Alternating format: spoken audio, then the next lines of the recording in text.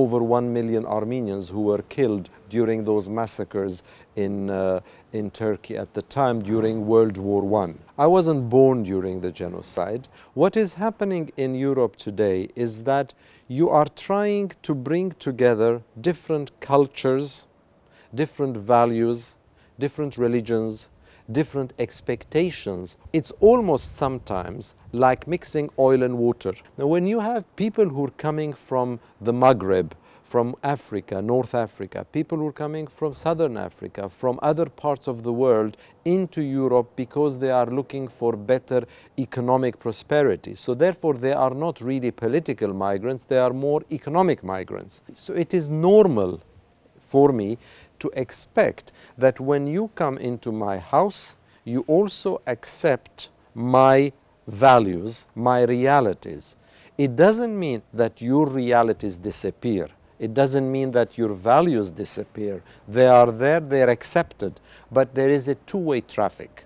And the two-way traffic is to say that you accept me just as I accept you, and we are living in a society where, first of all, the religious bases have to be well defined and respected, and secondly, the political and cultural values have to be well defined and respected, because otherwise what would happen is that there would be more tension, more tension, more tension, and that would then start pulling people apart. And pulling people apart is a very simple law of physics. It creates more tension and it leads to an explosion. So if we are going to avoid this sense of explosion, then we should accept the other, understand better the other, which is not easy, but this is what is really needed. People often talk about the presence of a large Muslim community within Europe. They are welcome. However, when you come into this country and you live in this country, I would hope and expect that whether you're a Muslim, you're a Christian, you're a Hindu, you're a Jew, whatever you are, that you actually try not necessarily to be assimilated, because nobody wants assimilation, but that you are integrated into the structures of the country so that you end up not only making your life better, but also strengthening the country which has become your adopted country for the better of both the person and the country itself. The issue, I think, is very simple.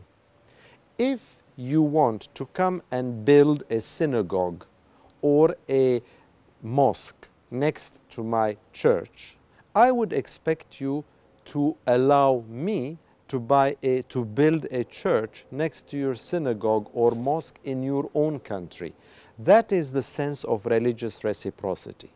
In addition to that religious reciprocity, there should also be the political reciprocity, the political understanding that we are living in a world of tensions, in a world of polarization. And the best way of making peace is not only not to make war, to try and build bridges between communities. Now, as I'm talking to you, I'm wondering, is this realistic?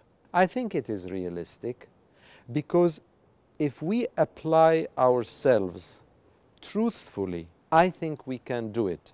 Otherwise, it is going to boomerang. And one of the laws of boomerangs is that when you throw it, it comes back and hits you in the face.